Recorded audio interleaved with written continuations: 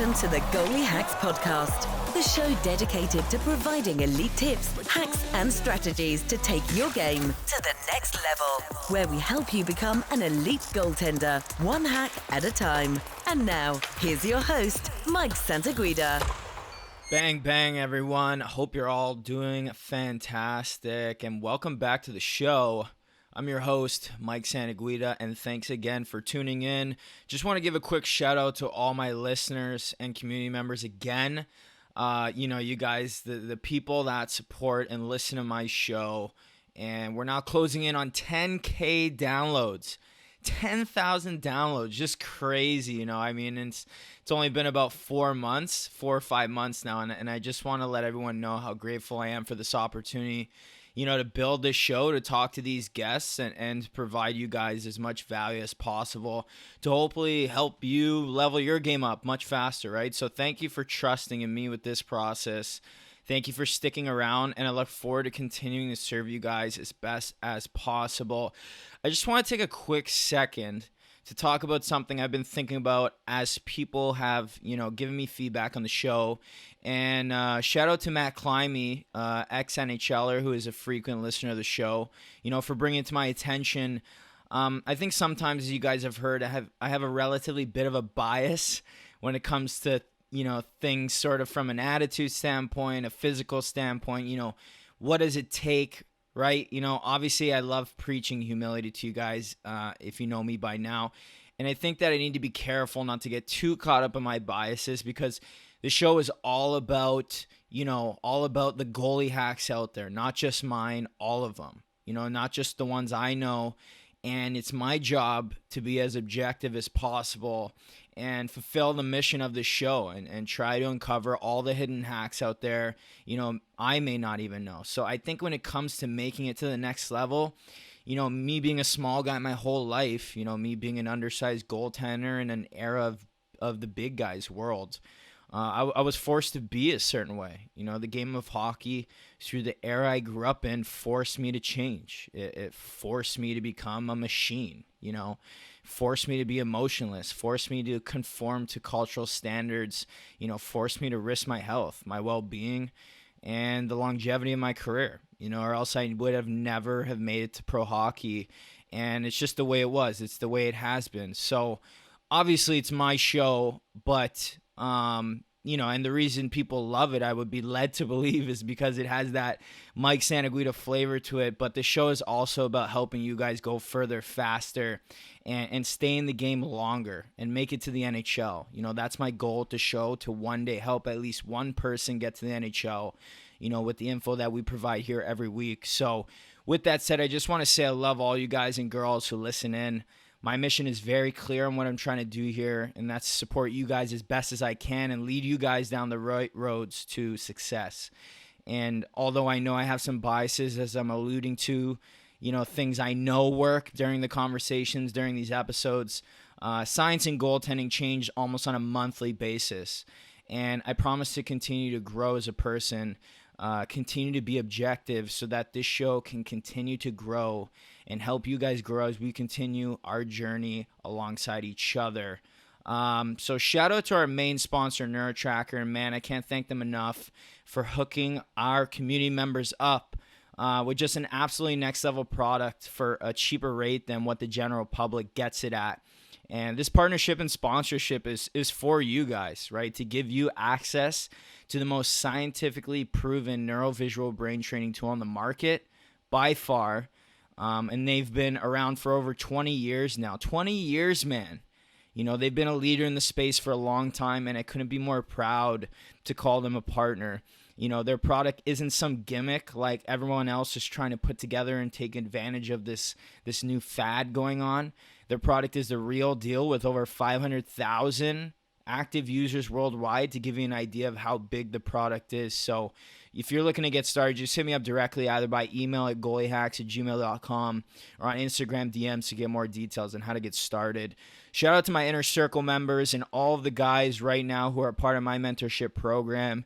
Yesterday, we hosted our first monthly mentorship session where I gave a presentation around a big idea that will help you guys succeed in the coming month And we do that on a monthly basis, a monthly Zoom mentorship session. And we dive into a Q&A where all the students have an opportunity to ask me as many questions as they want pertaining to the discussion topic or anything that they've been struggling with or whatever's been bugging them lately. So if you're looking to catapult your development and to work side by side with me, just head to patreon.com/goalie hacks. Also included in the show notes to get more details on how to get started right away. Without further ado, let's get into this week's episode. I know you guys are going to love the chat Chris and I had today. Hello, everyone, and welcome to this week's episode of the Goalie Hacks Podcast. This week on the show, we have another amazing guest and timely guest, considering we're starting to get our summer training underway. If you haven't already started, NHL Strength and Conditioning coach for the Ottawa Senators, Chris Schwarz. Chris has a long history of working with athletes at the next level, initially getting his Bachelor of Science in Kinesiology from Dalhousie University, graduating back in 95, where he also acted as a kinesiologist and personal trainer until 99. For 3 years after he graduated, he played professional volleyball in Belgium and France before starting his gym, FitQuest, back in 1999. He then became the head strength and conditioning coach of the Ottawa 67s in the OHL for 2 years back in 2005, and then moved on to then become the head strength and conditioning coach for the New York Islanders in the NHL for 2 years from 07 to 09, and has now been the strength and conditioning coach of the Ottawa Senators in the NHL for 11 years now, going into his 12th season. Chris, how you doing, buddy? Thank you for coming on the show, man. I'm doing great, Mike. Thanks. Yeah, it's nice to meet you, and shout out to Dr. Len Zykowski for hooking us up, and thank you, Chris, for taking some time out of your busy schedule to come on and chat today. I've been looking forward to this episode for some time because obviously we're going in summer training here, and who better consult than an NHL strength and conditioning coach on the best practices going into our summer training, albeit a little late for some people since gyms and rinks aren't really open yet. Is your gym fully functional right now? We're preparing to get functional. Right now, it's mostly virtual, obviously, with the way it is, Yeah. with the regulations here in Ontario, Canada. But hoping to get back up to speed and as soon as we can. Yeah. I also saw that you played pro volleyball in Belgium and France, which is really cool. And I'm actually heading to Belgium this fall to play pro hockey there. How was that experience living overseas and competing at the pro level there? Well, it was great. It's a whole different way to experience a new culture. I was kind of brought into a small town in Belgium when I first went over, and I got a chance to experience the culture there and the food and just some Yeah. super people. It's not a very big country, and you're from there. You're able to move around a little bit around Europe. Yeah. Did you play at Dalhousie? I did play at Dalhousie. Yeah, I was an All Canadian at Dalhousie. Played there Right on.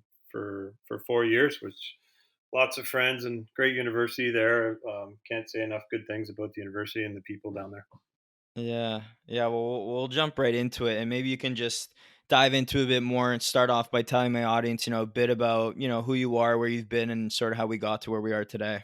Well, I think I started like everybody else. I was a young athlete that came through, experienced, and wanted to know more about my body and obviously take a degree in science, and was lucky enough when I was a younger age to play at a really high level of volleyball, coming through 16, 17, 18. Went to Dalhousie University, got a chance to play, but also at the same time kind of figuring out what was working for me training Hmm. wise. Being around, I obviously had a lot of hockey friends, a lot of hockey Hmm. buddies. I was pretty dynamic that, I was in the 40 pluses, vertical jump. So Wow. I was pretty dynamic. And then I had friends like Adrian Aucoin who were training at the same time as me. We trained each other and trained together. Um, Throughout my younger years in university, and then was lucky enough to sort of utilize those guys as a ways to what they needed to do. Some really athletic guys, so strong and powerful, and was lucky enough to be with some good mentors along the way medically, as well as sports performance athletes, and able to have people like Charlie Francis and some great people to sort of take a look at, see what they were doing. Had friends that knew them, and again, that sort of took me to where I wanted to take it a little bit further, got it with the 67s. And then again, you said 67s to the Islanders and Islands to here, with lots of different experiences throughout medical, performance Mm, related, but also physiologically. yeah. How come you decided to get into hockey? Was that sort of a goal of yours? Coming out of pro and then starting your own gym. Did you kind of foresee that ahead of time or not really? Yeah, well, I think you're in Ottawa, Canada, right? That's where most of if you want to be at the top of what you do, um, it's a place that I'd played hockey, so I had the background Yeah, in hockey. But I also never really wanted to train the way people were thinking of hockey. I still to this day don't think that you look at a sport. I think you look at a sport at specificity, I know we'll get into this about goalies, but I yeah, still think you're looking at people as athletes. What do they do well? What don't they do well? And I think the important part over the years that I've got decent at is just assessing where the athlete is at and what they need. yeah. Yeah, well, obviously, when it comes to exercise science, you've been involved in the field for quite some time, and maybe we can start off on a relatively hot discussion topic, and that's body type pertaining to goaltenders. And as a goalie, do you think it's more important to be strong and beefy, or more lean and skinny, a little on the lighter side? Like, what do coaches sort of expect out of your goalies at the NHL level typically? Well, if you look at our goalies, we've got a guy like Anders Nilsson is a phenomenal. The guy's 6'7", 230 pounds, and probably 9% body fat. Incredibly strong. Is very understanding of his body. Treats his body very well. Um, Probably in the top. I would say in the top 2 or 3% in the entire NHL. Um, Wow. just a real, but a big, strong guy that knows that that's kind of what makes him tick, what gives him confidence and where he's been. And then working together with Pierre Gru, who's a fantastic goaltender coach. And really, I think Pierre's real understanding is what makes each athlete tick. Yeah. So that to me, we're looking at obviously a lot of goaltenders. To me, when you look at a goaltender, I look at the goaltender's torso, belly button to ice level, and see some of the goalies are tending to have a longer torso, shorter legs. That doesn't mean Yeah. that that's the be all end all. So Hmm. I kind of look at what do I have genetically. Are they athletic enough to do what they need to be able to do? And I think you have a good goalie coach. They understand whether goalie's got to be a positional goalie or whether or not, they're athletic. I've had different ones, from Andrew Hammond, who was 230 pounds, 6 feet, and could Yeah. puck, to Craig Anderson's 6'3", 190 pounds. So, and plays obviously a very different style than everyone else. Yeah. Probably a reason why he's still a very healthy person. Um, Yeah. Hips are fine, the two pad stacks and all the things that people love. May not warrant the hinges as much as what we're doing with young goaltenders now. Yeah. Is that something that, at the NHL level that a lot of coaches are really, because obviously you say you work with different guys, but you're really trying to zone in on that body comp, sort of how much extra weight are those guys really taking? Because you said, you could be 6'6", 230, and then 6'6", 190. Is that sort of a number that you guys really focus in on? Well, again, over the years, I've started to take a look. I really want to know where they've come from, because I think I've seen it before where we've attacked at body comp or whatever that would be, and then we lost the goalie that we drafted, or the goalie that we wanted with us. So individually, like if we look at Craig and what makes Craig great, I think, is that his athletic intelligence is off the charts. So, Mm, and his ability, like, he would always want to do things to make himself better, and having a really high understanding of that. Uh, where Anders he loves to train, wants to keep himself at a high enough level, and he just to be fit makes him feel good. So there's so many things that are a component. We just went through, I just went through a few webinars, and like everybody else is sitting and trying to get better.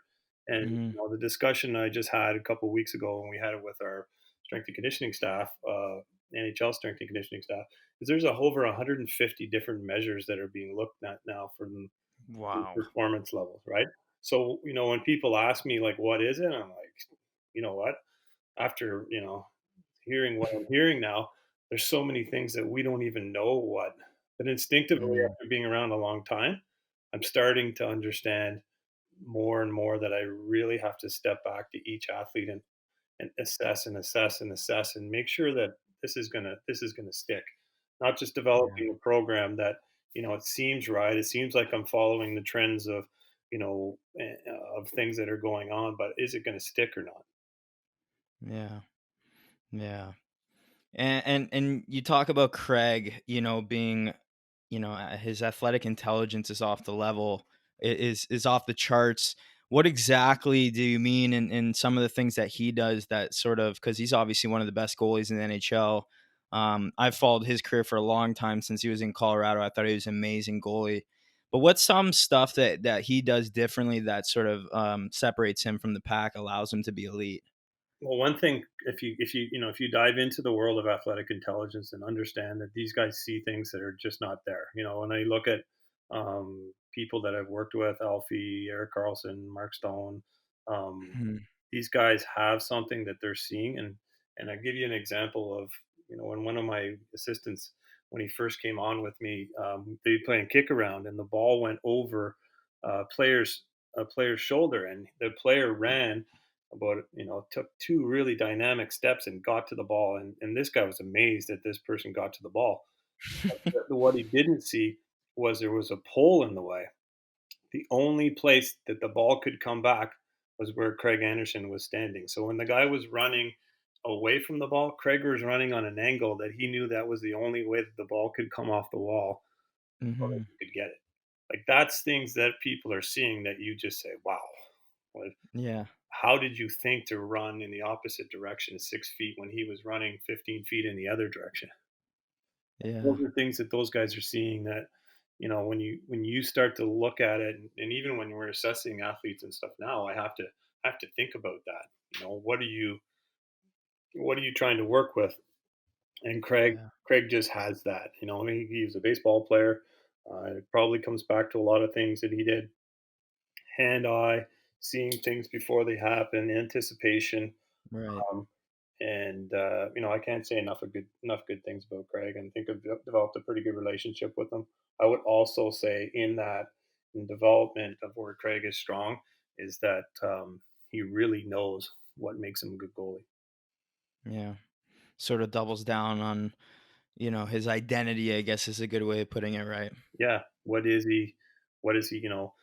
What's his physical attributes? What does he need to work on?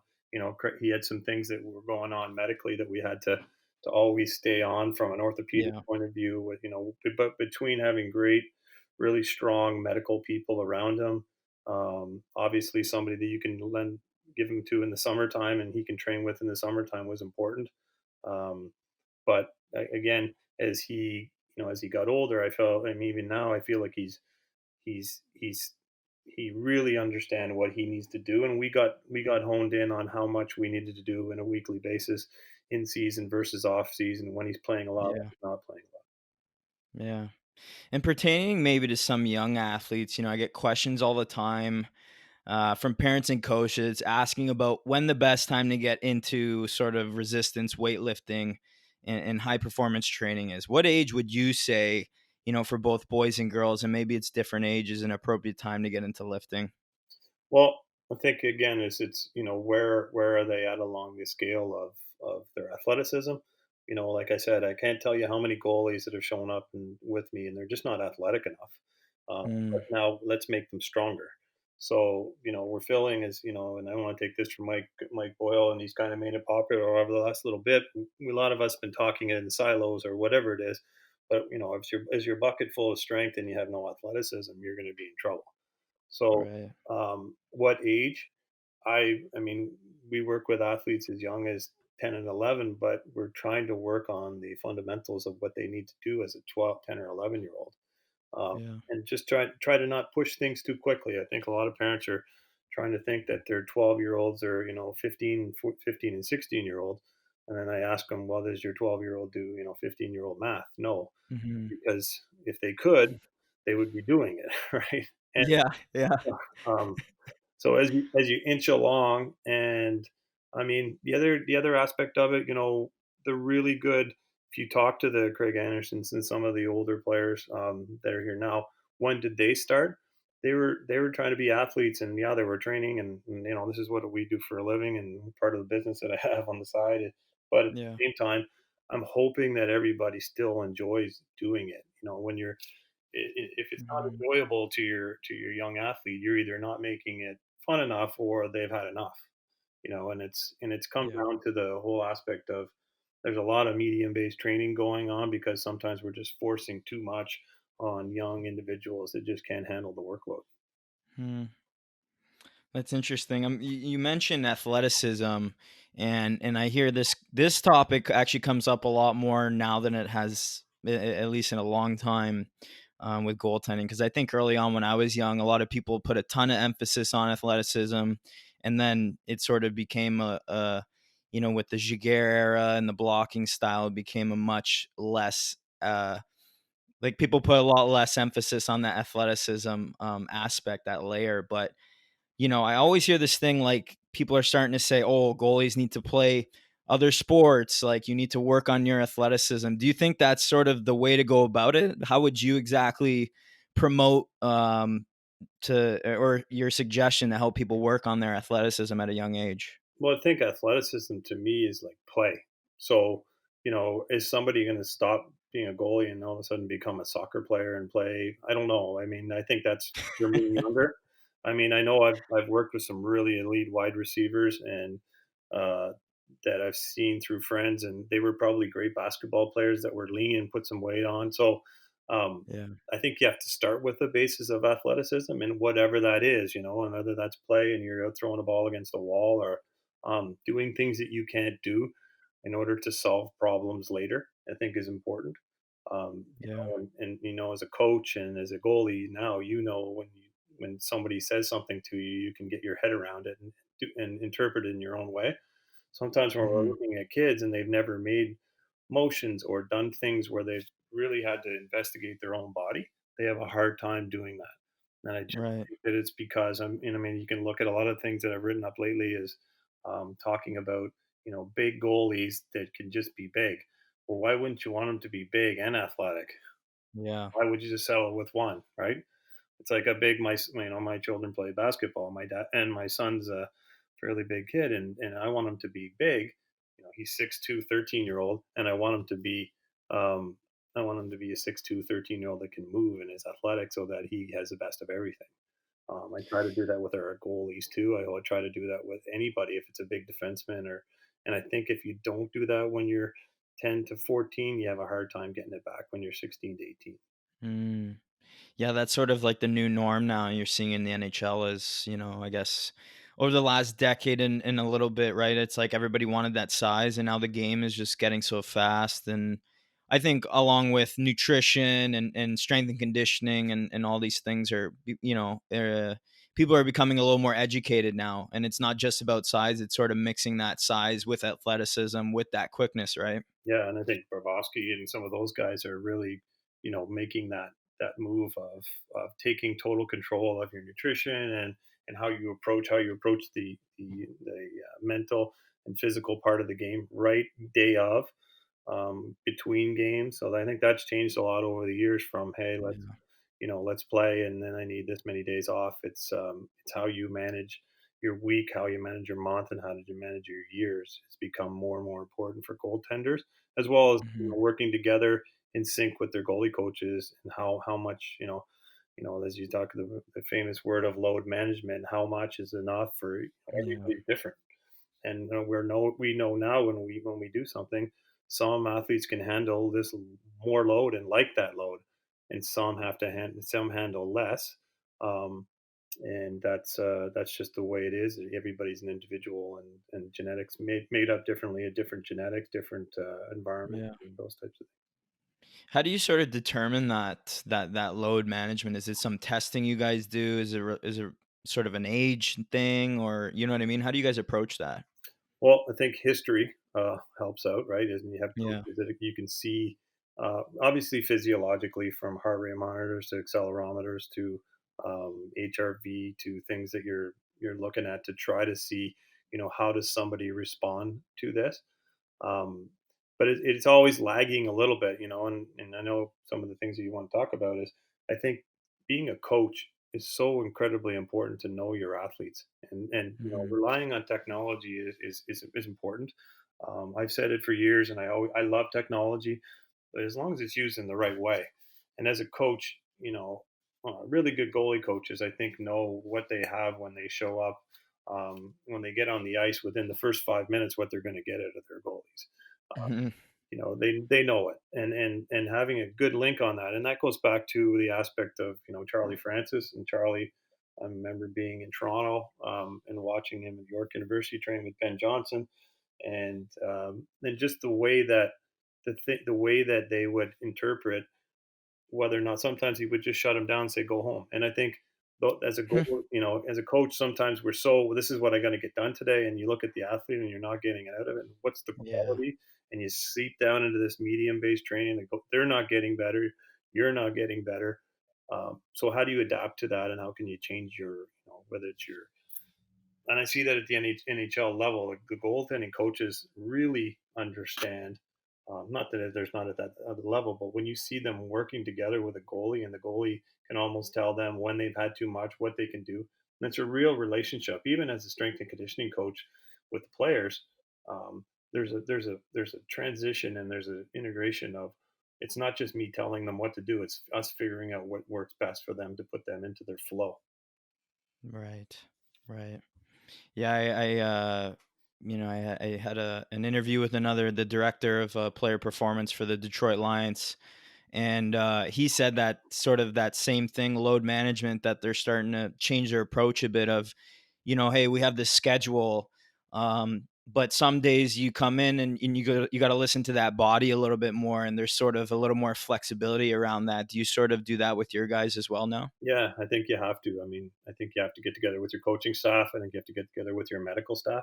And again, having people that have been around, that know the people's personalities, that know what scenario of what they've gone through. Has it been 2 nights of being on, getting off an airplane at 2 o'clock in the morning? Our schedules are up and down; they're all over the place. Yeah. Sometimes you're, affected by sitting on a tarmac trying to get de-iced for an extra hour and a half that Yeah. you didn't put that in. So you get back, do you move practices forward? Do you move them back? How hard? The intensity of practices. Again, that's an external um, change in load management. So we're Yeah. changing it. It's harder to understand the internal, what's going on with each guy. Um, because it's, I don't think technology is quite there yet. It will be Mm, probably soon, to really manage internal loads and what's going on. We can say yeah. we're doing that, but again, it's usually, there's usually a lag on the data that we get, right? And I don't want to. Right. I think, again, by coaching somebody, I don't want to know tomorrow what I could have known today. Yeah. You know, what Yeah.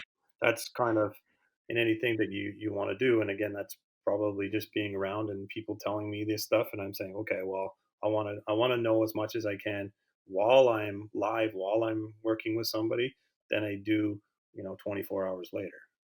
Yeah. Yeah, for sure. And over your years now, working with high performance athletes, where do you think you've seen and you sort of talked about, all the different layers and how you've sort of had to take a bit of a step back, but for you personally, where have you seen the biggest shift in terms of how goaltenders approach off ice training? Well, I think it's definitely, I mean, I worked with Rick DiPietro before. One of Rick DiPietro is a phenomenal athlete, unbelievable athlete, and to this day, he's probably still a great athlete and a Yeah. friend of mine. But one thing of the efficiency of things, and how, do we just need to do workload after workload? And again, it depends on the athlete. Does that athlete need to be quote unquote broken so that they know what hard work is? Mhm. Sometimes that's part of it. You've probably gone through some sessions where you say, "Why am I doing this?" And maybe it's for the mental side, but Yeah. for the most part, the efficiency of the way that people move, and the way the goalies approach things, the biggest shift in, obviously, a goalie understanding their nutritional needs to make sure that their blood sugars are are in the right zone for where they need to be from a hydration point of view, recovery. But I think there's again, you'd have to look at. I really still look at the individual aspects of Yeah. what that person needs, and if you can go at that one area quickly. We've had goalies that came in and we didn't approach the aspect of why they're having all these lumbar issues in their lower backs and hips. We're having Mm, it didn't matter what I was going at them. Well, I shouldn't say it from an inflammation point of view, but it didn't matter yeah. if I was going after B when I had to attack A first. Mm. Well, I want to dive right into some summer training stuff now, and obviously, summer training is about to get underway if it hasn't for most already. And I want to get a bit of a backdrop on, how you structure your summer training and why exactly you do certain things. And I know most programs work in phases, so maybe you can break down each phase over a 3-month period that you implement with your high performance athletes and your NHL guys. Right now, because of obviously where we are, we don't know how long, so it's a little bit different this year than we would normally structure it. Some of the ways that we've done over the last couple of months is just to make sure that guys are ready to play. So we're undulating between strength work and power work, making sure that we're kind of going through. And if you call it phase one, where your general prep, where you're really going in and diving into any issues that occurred from the last part of the season.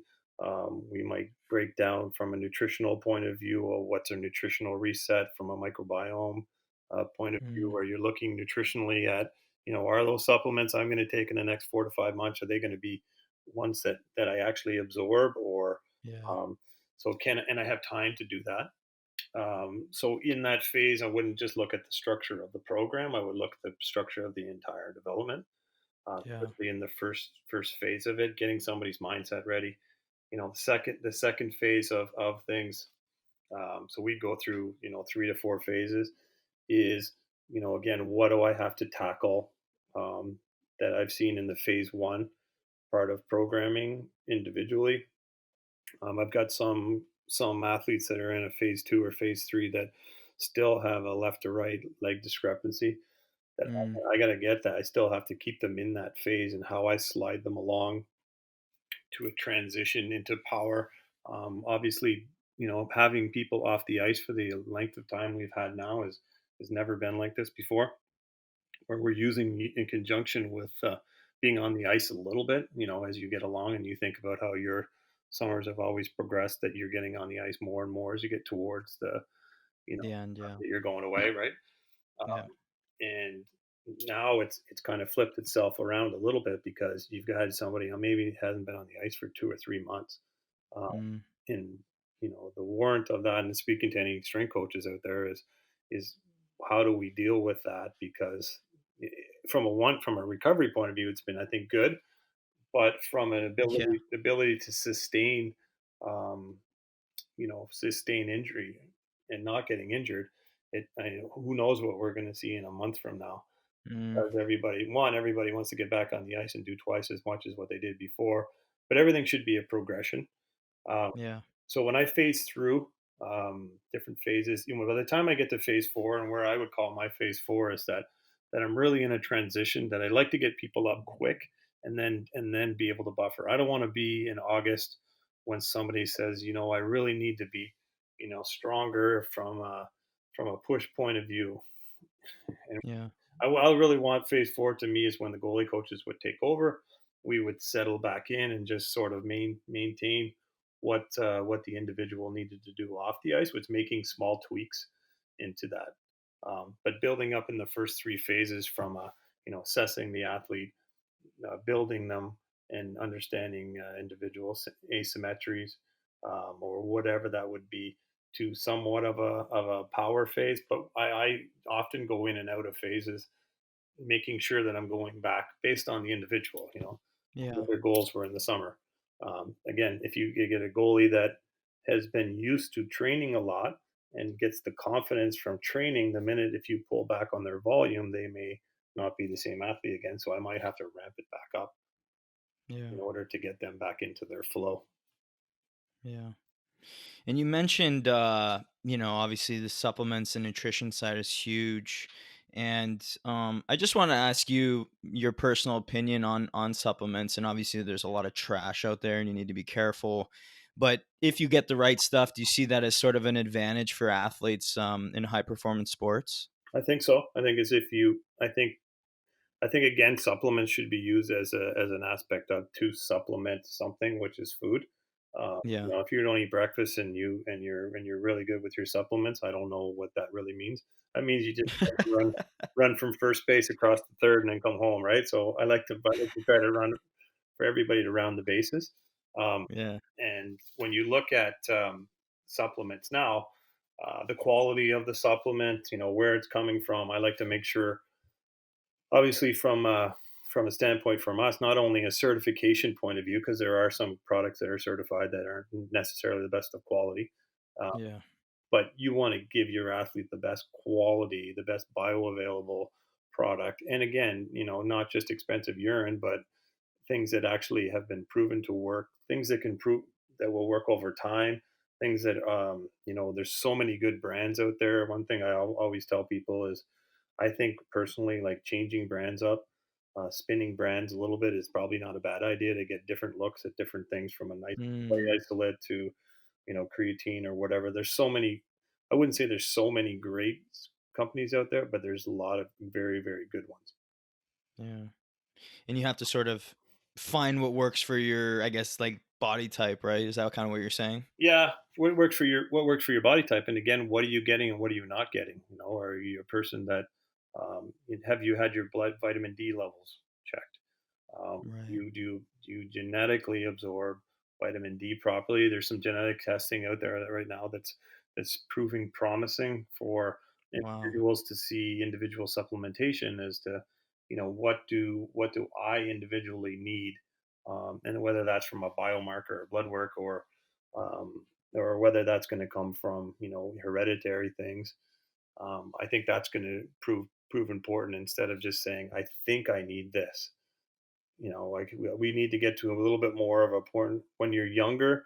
Do I want 12-year-old athletes figuring that they need two ISO shakes? I don't think that that's the way to go. No. I think that's a bad.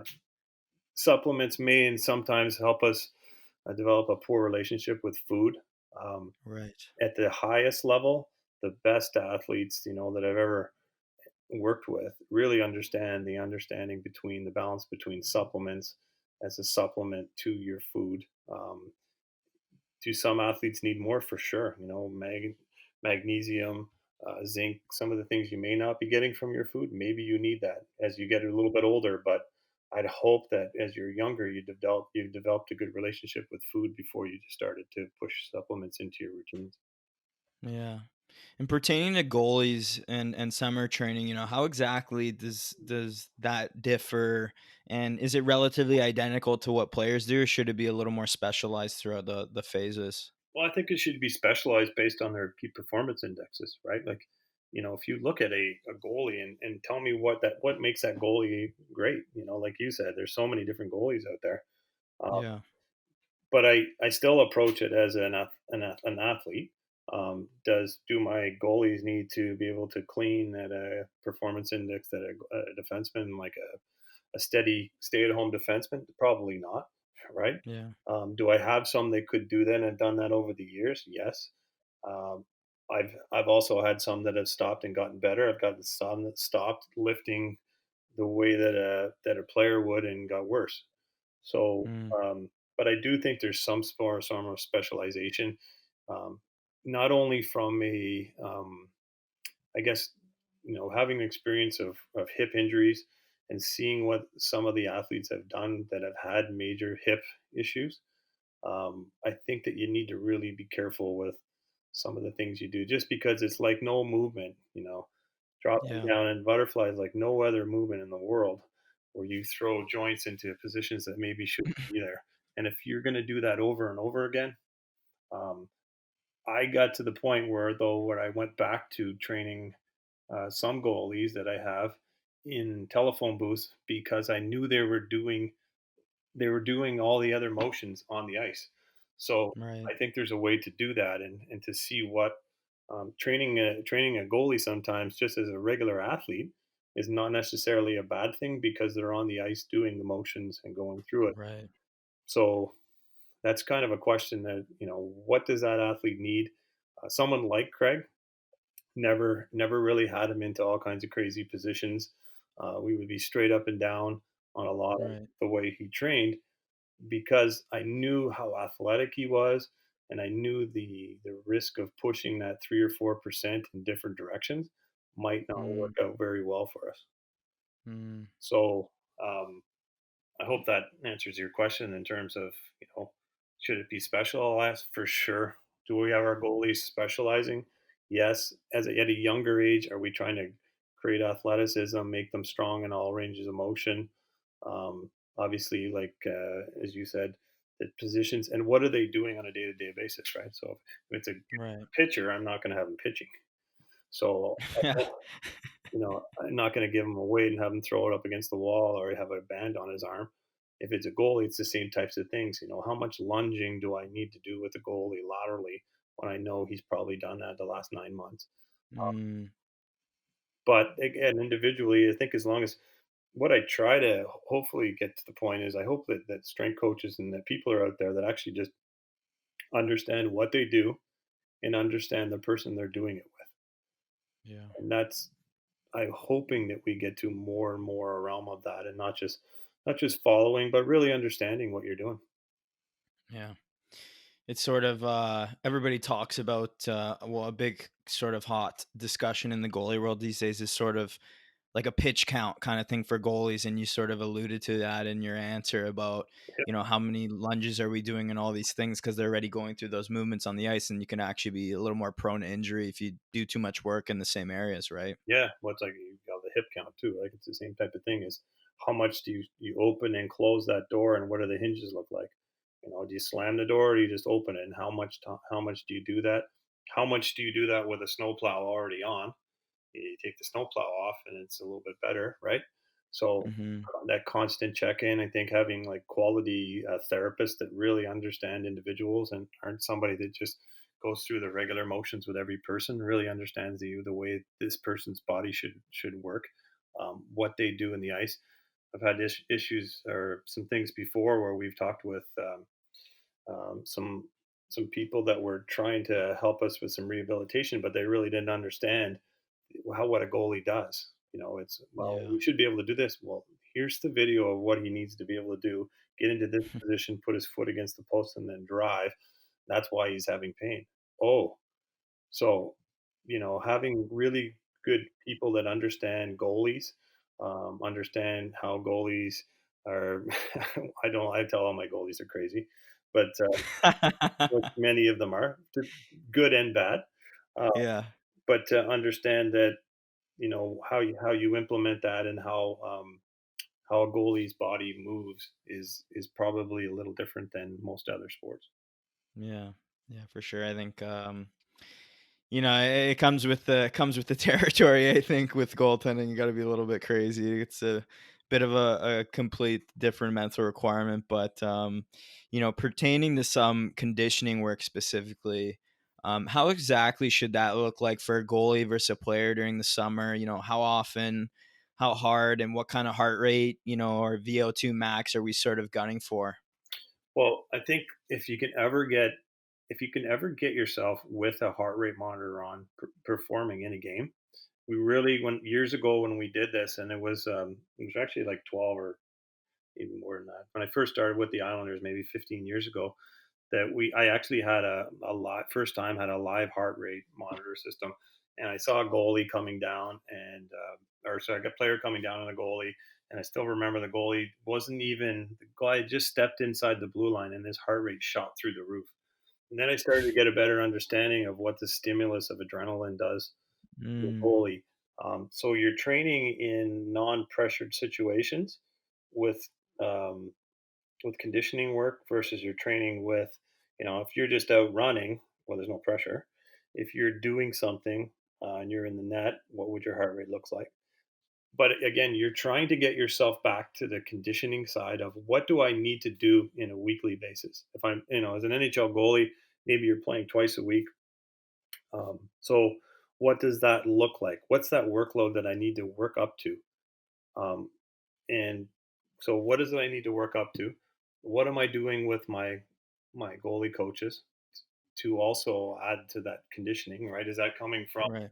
Is that going to come from, I personally believe that, a lot of conditioning should come from the sessions themselves and not Yeah. necessarily from, so, why, like I said, why would I, I don't tell a swimmer to get on a bike and get fitter. Um, like, you have to, so there is an aspect of, what do I need to be able to do in order to be a really successful goalie for the week? And then what am I doing with my goalie coach? And then how do I supplement the rest of that week, day, whatever it is, with getting to the point that that's going to support me to do what I have to do on a weekly basis? Because let's face it, Mhm. when are you as a goalie? When are they looking at you as a goalie? They're looking at you when you play. So Yeah. whatever is going to support that conditioning, I think that some low level stuff could work depending on what you like to do, depending on the type of person. If you're a tight, if you're a person that gets tight hip flexors, that has issues with lower backs, do I want you on biking for 40 minutes? Probably not. Right. Do I want you on a slide board slamming back and forth for interval? Probably not. Mhm. Um, can I, and again, I think different types of years that you want to deload the body a little bit. Can you learn how to swim, and or maybe do something that's maybe a little bit less efficient? You're not very good at it, so your heart rate goes up. That could help too.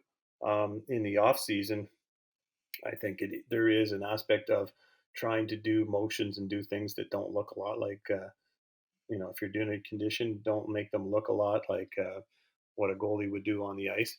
Yeah. Moving in different patterns, backward. We've done backward running. We've done bike sprinting, but we're more in an upright position with our hands against the wall, so we extend the legs or get Right. standing upright. Right, we're not in that downward crunch position. We know you guys as goalies are always protracted. Right, there's not enough traction, so Yeah. swimming sometimes is okay, but it also overdoes the emotion of that rounded shoulder, tight pecs that you Mm. get from carrying equipment and being down in that position. Um, but again, I think if you put a heart rate monitor on yourself and see what does your heart rate look like in a game? As a young athlete, what do I need to be able to do twice a week to be successful? And then build backwards as to what you're doing already and how you need to supplement that. Mm. Hopefully that helps. Yeah.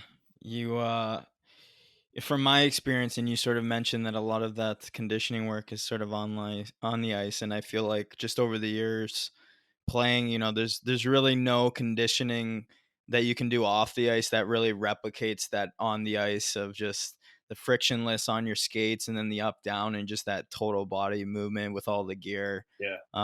Does that sort of make sense? Yeah, along with the adrenaline of being in the net, right? And think of any goalie that's been hurt before. We can do all the things you want, and all of a sudden you get in the net, and it's the exhilaration of being in the net and stopping pucks, and your adrenaline's kicked in. You've got your goalie coach there. You're now under some form of being looked at by a coach, right? The other coach is trying to see, are you ready? Are you not ready? Um, but I think, like, again, if you go back to what does it look like? Well, how many when we did some stuff in the AHL and looking, how many just just from a simple aspect of calories burned to what the average heart rate was. It was it was incredible to see how high the heart rates would go to a near maximal effort from a penalty kill. And so, how many of those would I have to sustain in a game? And am I Yeah. getting that from my, and what's the style of my goalie coach? Is my goalie coach is someone that likes to keep it high and intense, or is he not? It's not bad either way.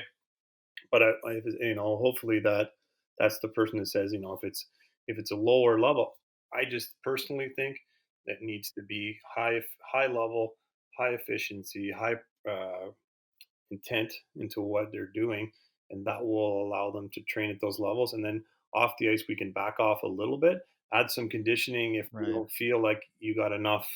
From an NHL point of view, I would often just go to one of our goalies after and say, "Did you get enough today?" And I think by the time you're in your 20s and between 20 and 25, you probably have an idea as to what enough is to get you to where your flow is working in the next couple days. Yeah. Are you back? And regarding, the heart rate, and you said it's crazy at how high your heart goes. Something that I've sort of keened in on for a long time is a bit of like Vo2 Max style training. And I'm just curious what your take is on that. Do you guys implement that at all with your goaltenders, and how important do you think it is to include that in your training a little bit? Yeah, I think to understand the VO2 max, that again comes back to fiber type and the type of person, the type of athlete that you would be. Do I have a cat or do I have somebody that's a big diesel, right? Yeah. Do I have somebody already genetically that would? I've seen it before where this person, like a person like Robin Lehner, very high VO2. Could cycle for. We would do VO2s on the bike. He would always be one of our better, just an absolute Really? horse when it came to pushing power through biking, and he was a really good swimmer. Had this big engine that seemed to be able to you could tap into it, um, Yeah. and and then again you'd have some athletes that are really dynamic, fast cats, not a big, not a huge engine, but fairly efficient.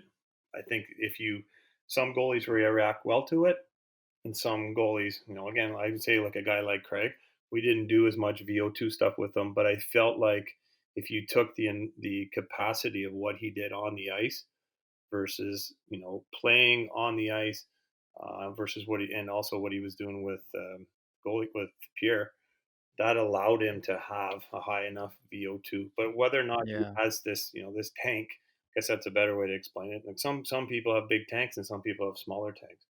Yeah. The guys that respond well, that have big tanks, seem to be able to produce more work. A guy like Robin, and then sometimes I had to make sure that I'm not over stressing that tank. Yeah. Yeah. Well, maybe we can dive a bit into what exactly is the goal of off-season training versus in-season training, because I think everyone just does it because that's what we do, but they don't actually understand, what the goal is for both off-season and then in-season training. And maybe you could break down what exactly we're trying to accomplish at both points in the year.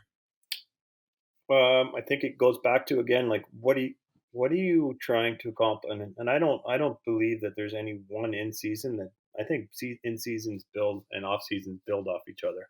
So when you when you look at you're in season now, um, or you're in season when you're 30, and when you're in season when you're 20, it's going to be completely different because you weren't trying to get over those humps, right? Some of the Yeah. optical aspect of, hey, are you working hard as a 2A goalie, or are you the starting goaltender?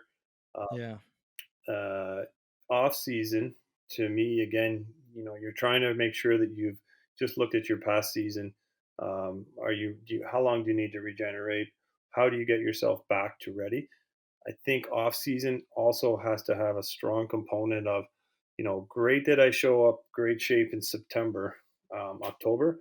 I pride a lot of the things that I do with athletes is to hopefully they're the athletes that are striving in February and March, that have energy, and that didn't take away from them in the off season. So Mhm.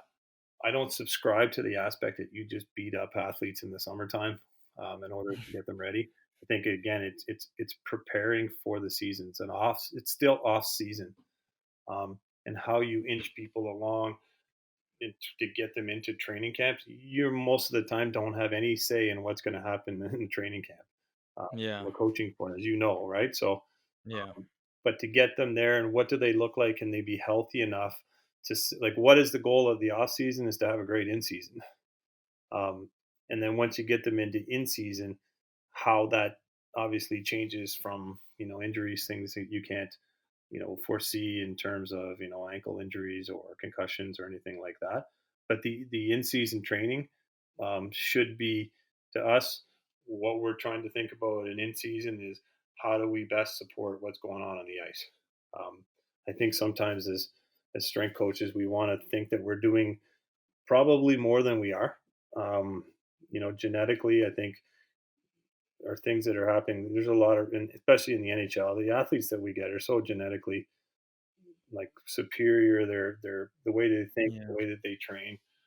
We're just there to try to refine things. How many times have you heard somebody say, and sometimes it's a cop out is saying, I worked too hard in the in season, or we didn't work hard enough in the in season.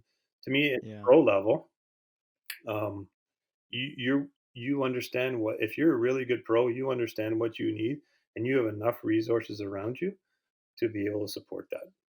There's so many great resources in the NHL. I mean, some of the guys that you wouldn't believe how smart the people are that we work with. Um, Mm. really smart, really understand it, are wise enough to know, to put athletes first. But in your off season, I think that's really what you start off your the best off season you can have is to make a really good plan, and then have the right people around you to support you, the right people, that you're training with. How many times have you seen we've written great off season programs for people, and they don't surround themselves with five really good people that are going to hold them accountable and make that off season a great off season. Yeah.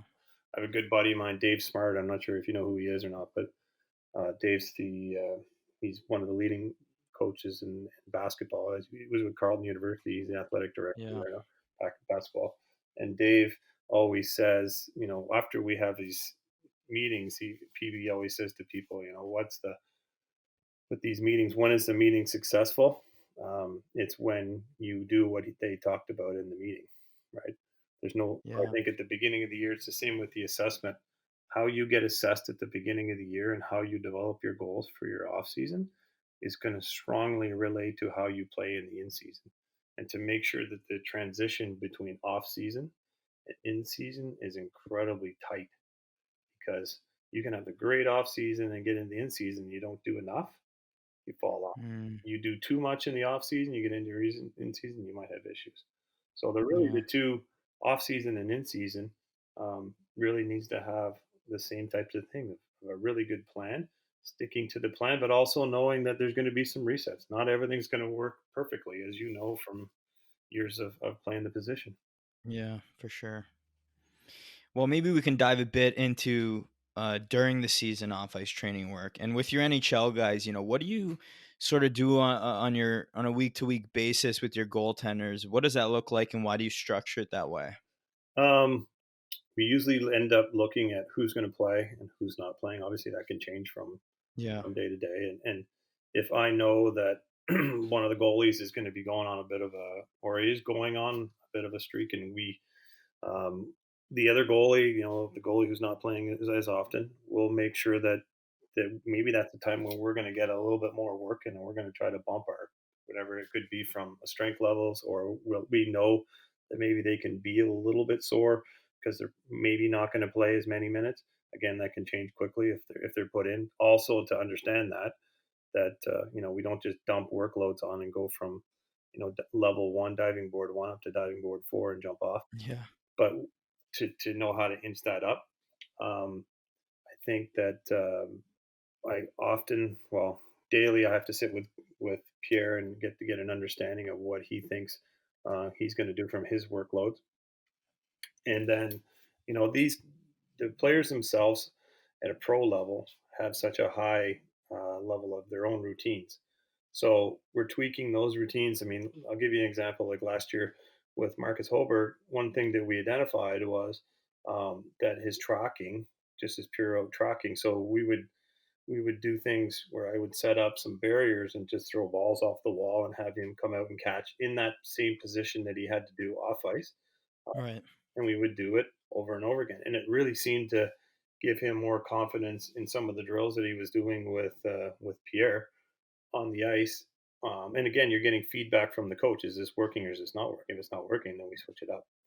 Um, but again, if you go back to Craig, spend a lot of time in Craig and just injury prevention. Yeah. We just need him in the net, right? He's getting a little bit older, right? If he's just in the net, he's really good. But if he's not, if he starts to get shoulder issues or lower back, then no matter what, I can sit there all day and throw a ball against the wall with him. That's probably not the low hanging fruit from him, or his buckets are already full when it comes to that stuff. We needed to worry more about the preventative aspect and making him get in there. Our third goal, Anders, again, and really was in tune with his body to say, hey, look, I don't think I'm going to play this next game. Can we do something here? And, Yeah. let's do something today and let's do something tomorrow morning because I know I can recover from the workload that we're going to do. And with him, he can't lift a lot because he hypertrophies very quickly. So he could go Mm, 230 to 240 easily. But we would keep things in moving in different motions. Sometimes it was only a one set exercise, 12 exercise, one set for 12 exercises, and we would move in different planes for 12 exercises because I knew I couldn't dump the volume on him because right. he would just grow. There's goalies that are on the opposite end of that maybe we needed to have some type of tendon work where we'd up the volumes a little bit. Um, Yeah. but I wouldn't say it looked um, like what they were doing in May and July in the off season. Yeah. And you kind of touched on this a bit earlier, but how important is it? Because I think like everybody goes hard in the summer, and even in some of the minor pro leagues I've been in, I feel like that's an area where I've been able to sort of get ahead as the year kind of goes on. Is people let off the gas a bit in their their during season work because they're tired and Yeah. maybe they're not doing things to get the right recovery. But how important do you think continuing to do some type of in-season work during the year is, and why? Well, I think it's hugely important. Like you said, why would you train in the summertime and then just get off the gas and not do um, anything during the year? That's when you're competing. That's when you're being evaluated. That's the most important time. I mean, the summertime is obviously important to grow and do everything, but in season, you have to stay on it. And the hardest thing is when you go away from it for a month and then try to get back, and you feel like you're chasing a little bit. Yeah, you just can't. It's like the analogy of when somebody gets injured, even though they're getting better, they're still chasing people that were 2 and 3 weeks ahead of them that weren't injured. Uh, Yeah. you don't want to have to chase. And again, you, as you get better, because the goal, it fascinates me with the goalie position a lot, like a pitching position. When I've ever trained pitchers, I've had some really interesting thing because goalies can make a lot of changes without a lot of load, and you don't have to get into fatigue to really make some strong changes in your Yeah. in season work.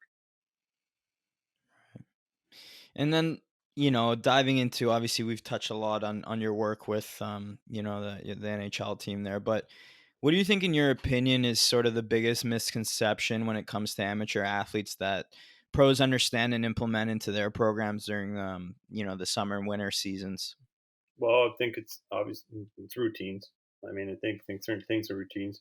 Just from a nutritional point of view, how many times have I talked to a 10, a person that you get sent a scout says, can you look at this guy, or you look at a young athlete and say, what are your routines, and they don't have them, right? Mm, And if you don't have a routine, how do you know what works for you? Um, yeah. what pros really understand is what works for them. They've they understand the abilities of how does nutrition going to work for them. Is it more painful to stay away from sugary foods? Is it more painful to be told that you're not playing tonight?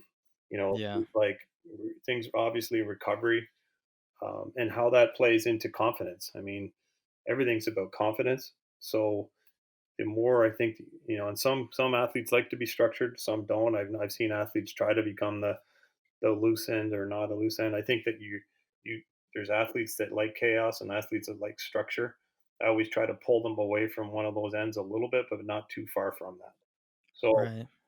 I think that there's those guys really understand. I've got goalies that are structured, and they have to have their routine set up. From 5:15, they're on the table getting worked on, to 5:33, they're with their goalie coach. From Yeah. they need that structure. And then I've had some goalies that don't need that. They like to play on the little side of chaos. If it gets too chaotic, it's a little bit, I don't think that helps them. And the same with the Yeah. structured athlete. If the structured athlete is too chaotic, is too structured, and they don't have a little bit ability to bounce a little bit towards the chaos side, Right. they have some issues. But getting Yeah. back to I guess the answer is really understanding themselves, understanding what their routines from a nutritional recovery and confidence point of view, planning. Yeah. And what's something new, I guess, that people aren't really talking about that you've implemented into your programs that you found has made a dramatic difference with the team and your athletes the last couple of years? Well, from a some of the different things we're looking at is just looking at athletes from above, so from a Z-axis. So we always look at athletes from the side, from the front, from the back. But have you ever looked at your athletes from straight up above them?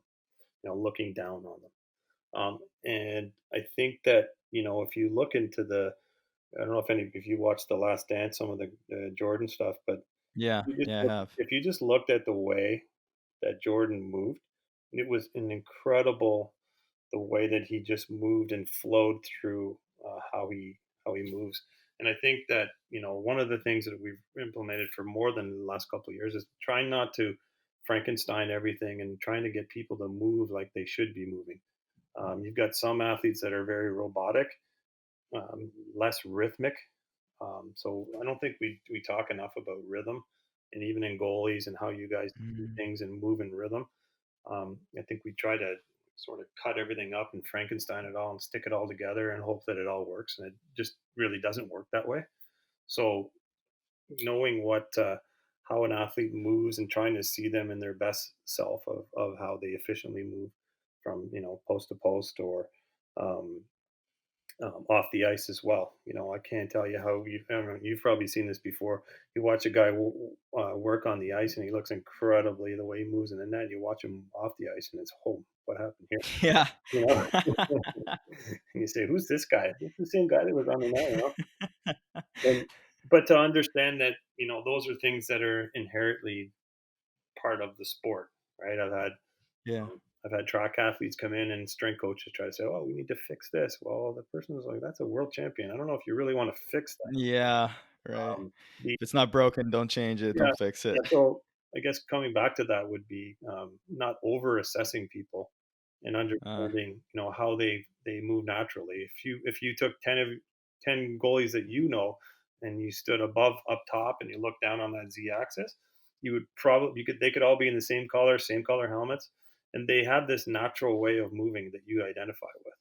yeah, And I yeah. think that's a really, really, really important component of trying to set up, if you're a strength and conditioning coach or performance coach, a therapist, of what you're dealing with and how they move naturally. Try not to take it Mhm. too far away from that.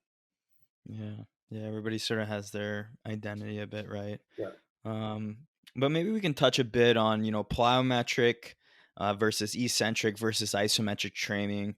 And maybe you can just detail quickly to our listeners, what each is to you and how exactly goalies should be working that into their programs to help their gains sort of, translate to helping them with when they hit the ice, right? right. So to me, any type of plyometric aspect. So if you're bounding, if you're something's contracting and lengthening at the same time type thing. You've probably done a lot of. Everybody probably knows and identifies with plyometrics. There's a lot. Yeah. There's a lot of things to that. I mean, I think I would say, like you said, deceleration of eccentric movement versus isometric. But if you look at plyometric work, I again want to look at what are you doing, even from an athletic point of view. Sometimes you don't even look at things like, do you play tennis or do you not play tennis? Like, what do you do as your athletic movement? Yeah. Are you out shooting hoops? Well, when you're jumping up and getting that ball or have to jump up a couple times, that's a plyometric movement. Yeah. I think that again, I'm hoping that if you're doing plyometrics, you're strong enough to do plyometrics.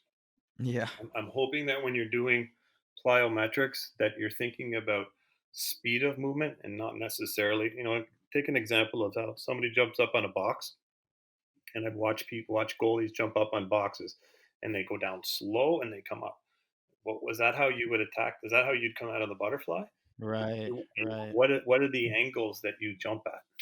Are you in a position where that's where you would explode out of, or are you constantly doing plyometrics in a position that doesn't look anything like what you would explode out? Now it's okay to do that, but if you're trying to get more explosive in a certain position, then you probably want to mimic that a little bit. how quick you jump, your rate of contraction might be something. We see a lot of things now where you look at force plates and you look at the aspect of, as a volleyball player, when we did plyometrics, if we jumped up 3 times and sort of looked like if you were thinking of being on a trampoline and jumping up and down, on the Yeah. third or fourth jump, we were higher than on our first jump. It was almost like Wow. we were gaining pop on each one. Um, Hmm. so, what are you doing for plyometrics? What ranges of motion are you working in? What planes of motion are you working in? And again, that probably comes back to see where are you weak.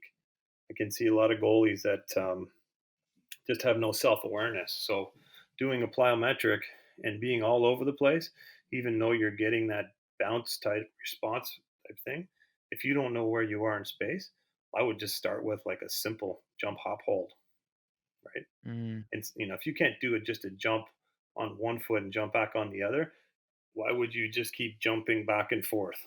Like I'd like to see you Right. be in a position where you can jump, stick, rather than jump, jump, jump, jump, jump. Mm. Somewhere in there, there's probably a really bad motion, and then kind of increase that. So do you do it well? Do you do it with speed and intent? And then if you go into eccentric, I know you wanted to discuss this, and I think the eccentric part of is key for sure. It's Yeah. what you're not getting. If you can control your body eccentrically, so lowering, then why it's only going to benefit. And there's a lot of proof to show that there's benefits in power. You have to be careful. If you just eccentric train, that's probably not going to give you the pop that you want. But Yeah. No, typically, for sure. the eccentric portion of any motion should be controlled. The best athletes and the least injured athletes generally have a very strong understanding and a movement in eccentrics. So, Mm. I can see tons of athletes that if you did a step up or a single leg squat with somebody and you had them, take 3 seconds up and then 3 seconds down, very, very weak in the eccentric portion of that. Hmm. If you went to a rehab setting, they would have you doing a lot of eccentric work. So why wouldn't you implement that into your work before it becomes essential and it's not rehabilitation? Right. Right. And then isometric training. We use a lot of isometric training. I like it, love it for goalies. Split stances, single leg stances, because again, you're not turning that hinge. You're not slamming that hinge. It's being Right. loaded, but it's not moving, so you're not grinding. There's just so many great isometric exercises, and it also allows you to create stability, and in kind of a transit or you build it between trunk strength, leg strength, everything working together. We use isometric training a lot, and I use it a lot during the season, because I Right. again, it's something that the athletes are not getting on the ice. Pierre's not having somebody's not down in a one-legged stance or in a split stance holding in that Right. position. But the time that they have to get up and get down, get their blade into the ice, and then push up, that isometric training, either on the way down, decelerating or accelerating, can help. Yeah, I've started to. I mean, I kind of sort of clued into this like when I was 17, about 10 years ago, and you sort of alluded to it that just that solidness. Like I just felt like when I during the season I did a lot of eccentric and isometric, and obviously plyo stuff as well. Like, but I started to work more eccentric and my isometric, and I found that throughout the course of the year, it just helped me sort of maintain and be a really solid in the net. And you know, I'm just curious, do you think goalies need to incorporate more of that into their workouts both during the summer and in season? Why or why not? Yeah, no, I think they for sure do. Again, if you look at it and what um, somebody who's very dynamic, I find responds well to isometric training because they sort of have that pop, right? So they have that elasticity, but you watch them land and maybe they're not great landers. So Yeah. that's what I mean. Getting back into the jump hop holds or a turn hop hold or an up, out of a space. I don't do a ton of things again, as I said before, that look Yeah, exactly like goalie movements because I think that for sure. you're getting enough of it. but things where you can eccentrically lock down. And like you said, if you do eccentrics properly with the proper amount of isometrics, the anecdotal, if you ask a goalie, they say they just feel more stable when they push, and it allows them to Hmm. be more dynamic. It also allows them to, I think, be more efficient. Absolutely. I agree.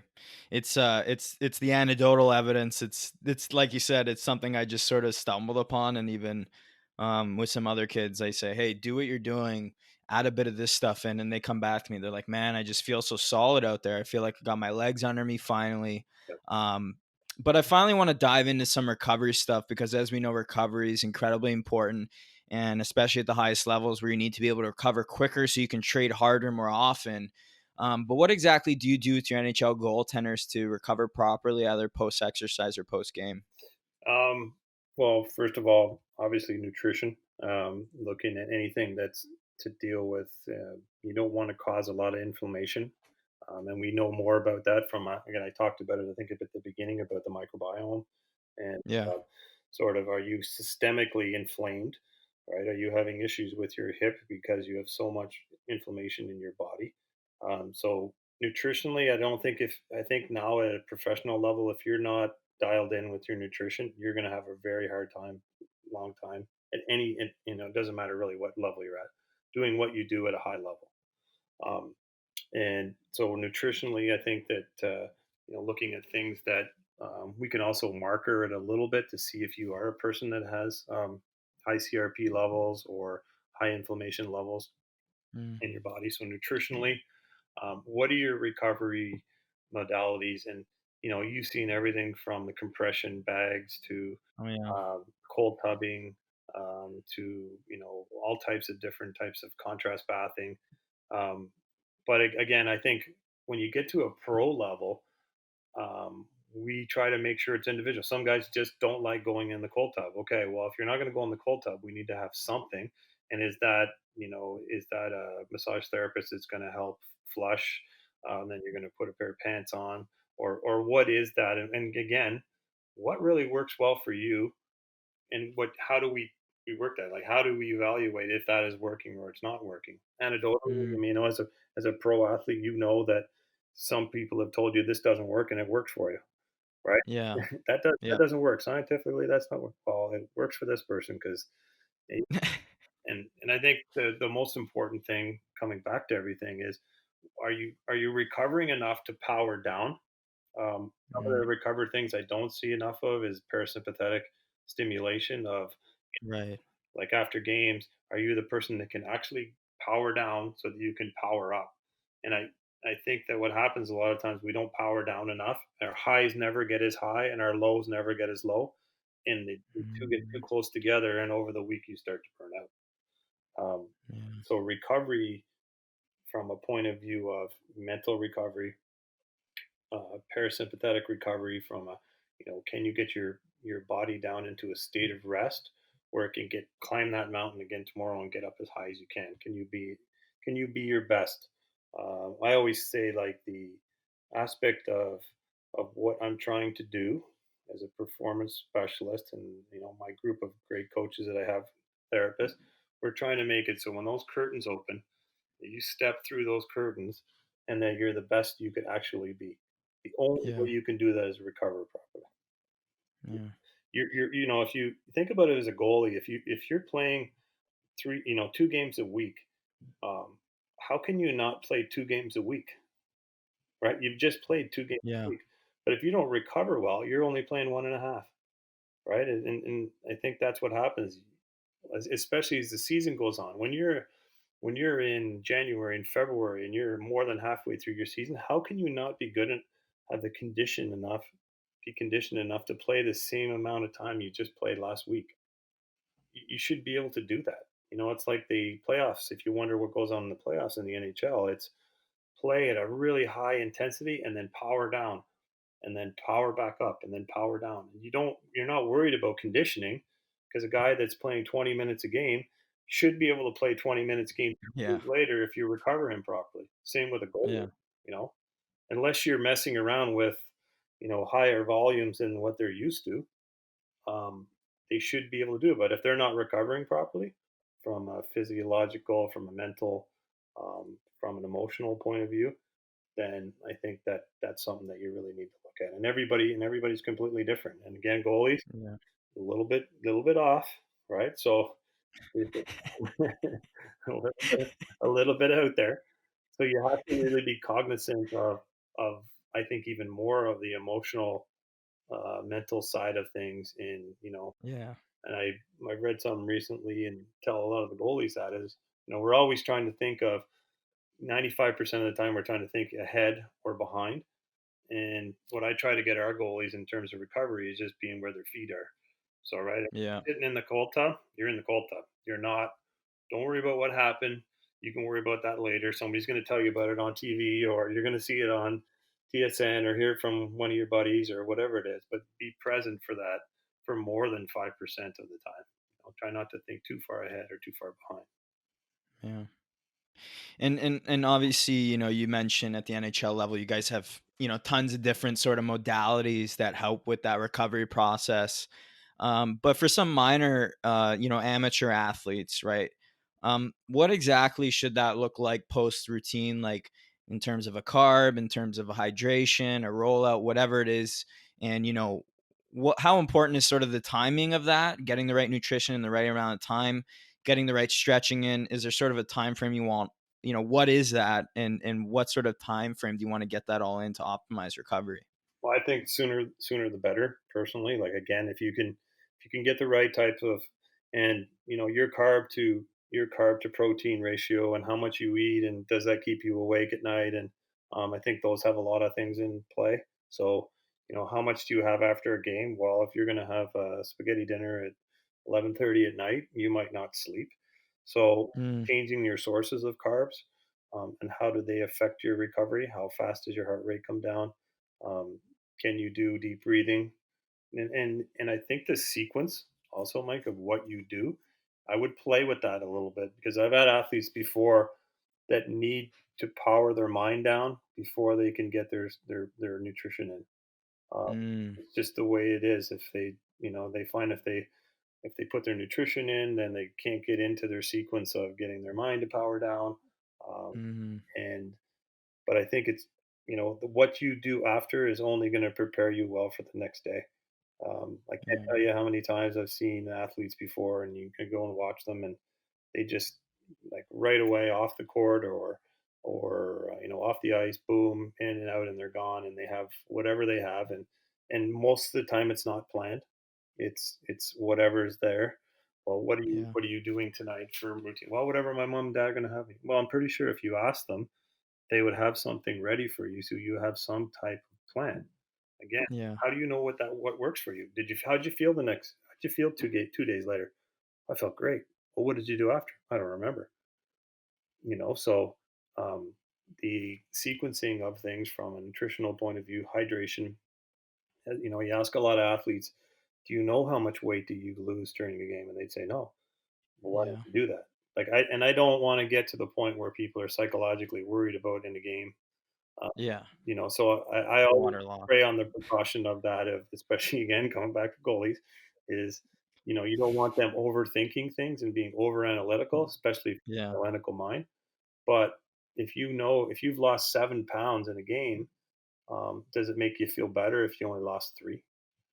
You know, mm, and are you getting enough during the game to be able to support not having as much nutrition at the end? I know that's a little bit different when you get to the amateur level, but at a pro level yeah, where we have in between periods, we're trying to make sure that we are recovering enough between periods. Do we have food at the end? Yes. Um, is that a source of just, I need to have something to eat because I'm really hungry? Some guys don't eat nearly as much. Some guys eat a lot at the end. I mean, yeah, as a goalie, like, what's your preference? Do you like to eat a lot before, or not a lot, not a lot before?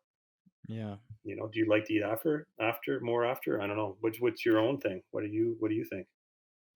Well, for me, I like to go light before, or else my legs feel a little too heavy, and then sort of throughout the game, I'll make sure I'm getting tons of fluids. Actually, for me specifically, when I got to the pro level, the rinks we would play in were just so hot. Right. And I actually had to start drinking pickle juice, which is I don't know how often they do that at the NHL level. I actually kind of got it from the NHL level, but my hydration was more important to me, I think, than what I was in terms of food intake, at least for me personally. And the physiological aspect of that. We had a player a couple of years ago, and we were giving him Tabasco sauce on the. There's now products for this, but it actually it just regenerates. It re-stims your nervous system, so you don't get. Wow. Yeah, so that's the pickle juice gives you that jolt that you go, whoa, what is that, right? And it actually Yeah. stims your nervous system. It doesn't at the cellular level. It's not so much. It's just the sour tasting that resets that. So when we gave him, he was cramping on the bench, and we gave him a shot of Tabasco sauce because at the time it was in the playoffs, and we didn't have. There's specific products now you can give them Yeah. that kind of take somebody out of it, but it resets your nervous system just from that. Wow, was that ever a bad taste? And you never tell anybody how bad it's going to taste until you give it to them, right? Yeah. There's a little hack right there. I didn't know that they did the Tabasco thing. I seen the pickle juice. Yeah, yeah. Tabasco, anything that'll give somebody a wow, was that ever like? I don't, and for whatever reason, we always thought that the pickle juice had something in the brine, and but then we realized it was actually just the effect of the taste of the pickle juice. Yeah. Yeah, pretty crazy. Well, that's interesting to hear. And I think lastly, we'll just quickly touch on some hip mobility stuff. And how often should goaltenders be doing that type of work? How important is it really? And what's probably the biggest hip hack? We'll call it if you implement it with your goaltenders.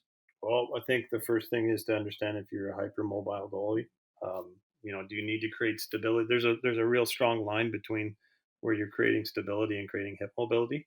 So I don't want it. Some goalies, I don't want them to create hip mobility without stability, and then you've got some athletes that if they don't, doesn't matter because they just don't have the hip mobility. I think it's incredibly important, but I think there's a good balance between when you're getting something to move and you can also do it with some stability. So we go back and forth a lot, and I'll give just a simple example of if you're going to do a hip flexor stretch, and you're at home and you're doing a hip flexor stretch, and then you flip into another stretch, you might want to think about innervating your glutes, which have Mm, been waiting, right? They're waiting. Once you've opened that wheel up, now the glutes are better able to be able to innervate it, and you want to turn those on. All of a sudden, the glutes turn on, and the hip flexor will stay longer for a longer period of time, and then we'll kind of work back and forth between mobility and stability, never really staying in just mobility, hip mobility. yeah. And a lot of the stuff that I think Anthony Spino's done with FRC, and I just want to make sure people have the right amount of mobility. I've seen some people get when we look at the instance of hip mobility, does it make you feel better? Most athletes would say yes. But Mm, if you're a hypermobile goalie, like a Jonathan Quick, he doesn't need to spend a lot of time in mobility work because he's so hypermobile. I know they spend a lot more time with stability, eccentrics, isometrics to support his already, his hip mobility that he has. mm. Yeah. Well, Chris, do you have any last words of advice for my listeners that you feel passionate about? No, I think my main passion is approach everything with a high level of what pro athletes do, and that's why I love them is they're always trying to push the limits of what they are, and Mm, understand what they are. They educate them on things so that they can make decisions on their own. Don't have other people make decisions for you. The best athletes that I know and the best athletes that I've trained have actually taught me more probably than I've taught them, just by hmm. the way that they move, by the way that they handle things, um, by the way that they make changes to whatever they're doing in order for it to fit for them. Right on, man. Well, Chris, thank you so much for coming on today. Just incredible conversation. Always love having people of your caliber come onto the show to just give us an inside look into what the pros are doing. And I know today we'll just shed a ton of light on some topics that people have been asking me a ton about pertaining to off ice training, and we dove into some incredible detail. So thank you. Can you just let my audience know where they can get in touch with you online, find you? Yeah, I don't have much of a social media. I mean, LinkedIn. I'm there. I also have a business called FitQuest. So it's at fitquest.ca. If anybody has anything, they can also send me an email at chris@fitquest.ca. But, most of the thing, I think I appreciate podcasts like this, because I think the most important thing as a strength and conditioning performance is to really wade through what all the smoke and mirrors are, and all the Yeah. snake oil salesmen that are out there trying to tell people that are very far away from the fundamentals of science, but also of what you see from a top down level of, what is actually happening at the professional level, and what somebody's telling you that's happening. Yeah, well, all the show notes will include the links that I just mentioned, and that's exactly why we have people like you on, right? To shed some light on that stuff. But go check out Chris Schwarz if you haven't yet, and he's worked with high performance athletes at the next level for decades now, and he knows what it takes to get there. And make sure to listen back in case you missed anything today, because this one was absolutely fire. Maybe somewhere down the road we'll have you back on the show if that's something that interests you. Anytime, Mike. Well, I appreciate it, Chris. I'm grateful for you coming on. You take care, be safe, and we'll chat soon, man. Thanks again for tuning into this week's episode, guys. If you liked what you heard today, make sure to hit that subscribe button, as we have tons of amazing guests lined up already to come onto the show in the next few months. Make sure to tune in next week and every Tuesday from now on at 8 a.m. as I have the associate head coach of the Division I college hockey program, the top 5 ranked UMass Amherst Minutemen, an Avon Old Farms alumni and college hockey Atlantic Division champion, Jared DeMichael. You won't want to miss this one, so make sure to tune back next week. Without further ado, here are the giveaway details for the NeuroTracker X subscription we're giving away. To enter the giveaway, if you're an Apple user, simply go to the Apple Podcast app on your phone and leave us a written review and rating. And if you're an Android user, you can also download iTunes onto your computer, search the show, and leave a written review and rating on there as well. Once you leave a review of the podcast, take a screenshot of it and either email it to goaliehacks@gmail.com or DM me on Instagram with your screenshot and your full name. If you guys are also interested in getting started with the product, feel free to hit me up either by email or Instagram direct messages to get more details. Get excited, guys. Great things ahead. I hope you enjoyed today's show, and I'll see you next week.